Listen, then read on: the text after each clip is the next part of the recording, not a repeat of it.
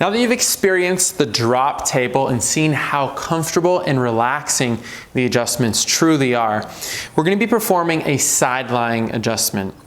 This is one of those types of adjustments that a lot of people maybe have experienced, but this is also one of those types of adjustments that people are concerned about.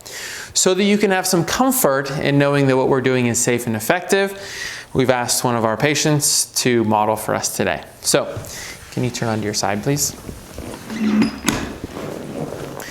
Once again, we have the x-rays, so we know specifically and exactly where we need to be making the correction. Sometimes it's concerning that the patient is going to roll off the table, but trust me, we've never let anyone fall. We make a very specific contact based upon the x-rays. So we're contacting the bones, and what we're going to be doing is lifting the bones off of the disc, taking pressure off of the nerves. Okay, you can turn your stomach.